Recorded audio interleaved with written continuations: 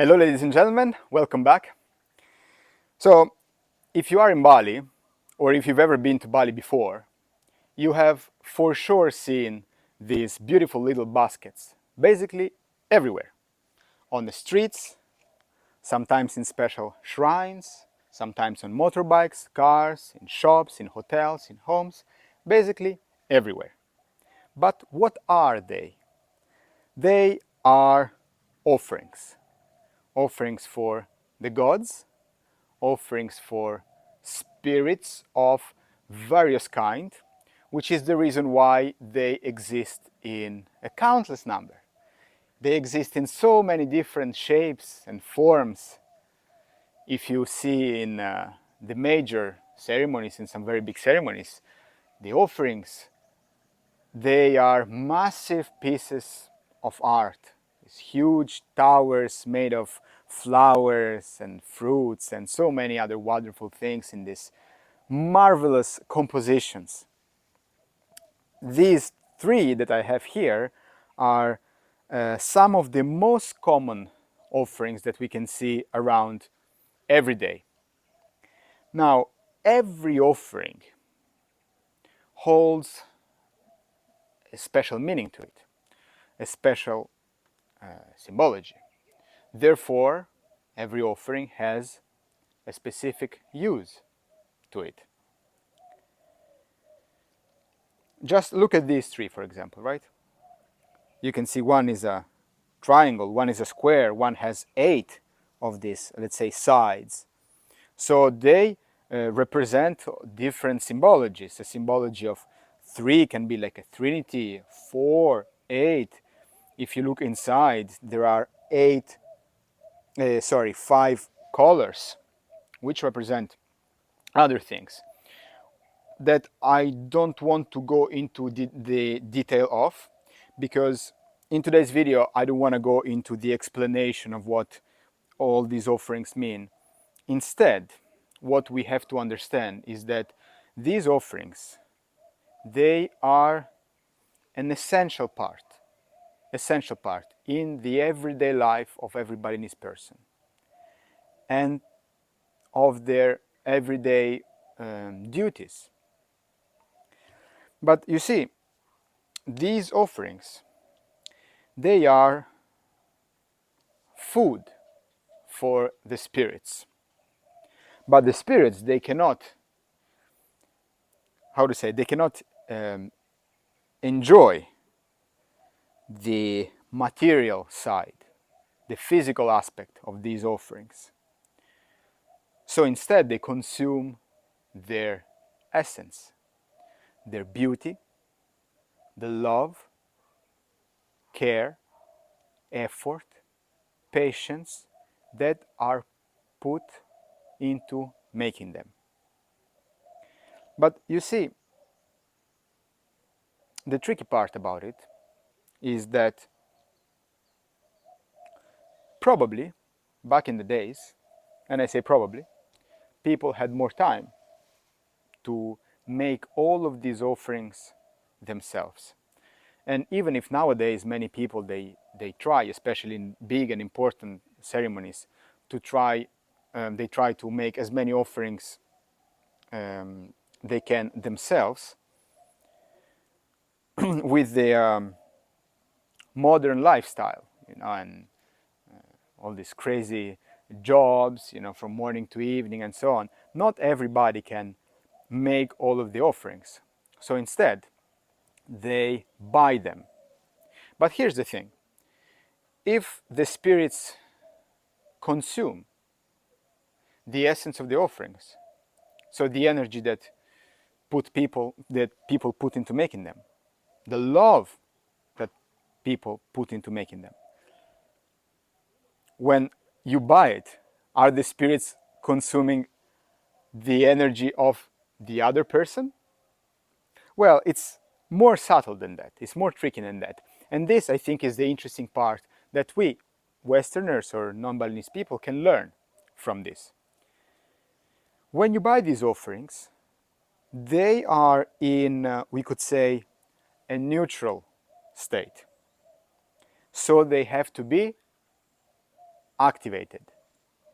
So for instance, if you see a Balinese using an offering, when they put it somewhere, after they put the offering, they put on the offering a light up incense, and then they sprinkle the offering with holy water, and then they recite a prayer.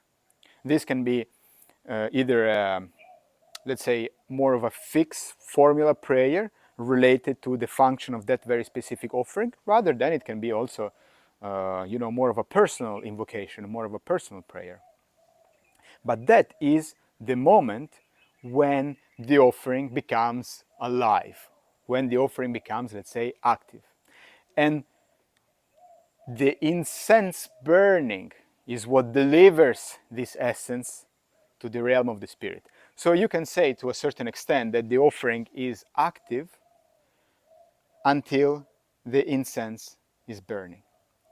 So very often it is said that you have to be careful in Bali, especially for visitors who come here, not to step on them and so on.